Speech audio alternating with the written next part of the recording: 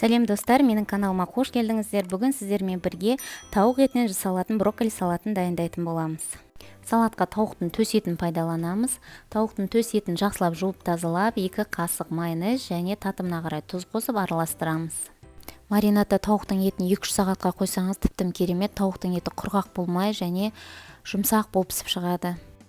180 градус пешімізде тауығымызды 35-40 минут пісіріп аламыз.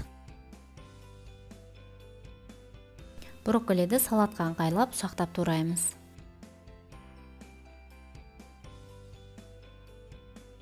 Қайнап тұрған ыстық суға жарты шай қасық тұз салып, брокколиді небәрі 2 минут пісіріп аламыз. Одан ұзақ уақытқа ұстауға болмайды, брокколи езіліп кетуі мүмкін. Енді салатымызға қажетті заттарды тураймыз. Тауықтың төс етін 4 бүріштеп турап аламыз.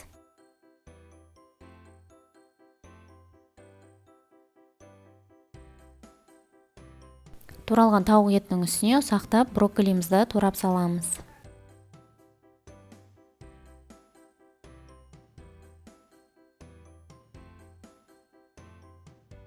Черек қызанақтарын ортасынан бір бөліп салсаңыздар болады.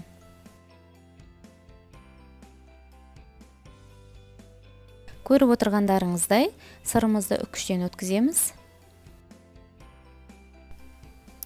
Тұз, зәйтүн майы және қара бұрыш қосып, жақсылап араластырамыз.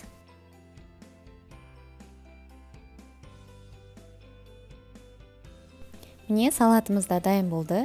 Өте жеңіл, калориясы аз салат. Дайындап көріңіздер, дәмі өте керемет.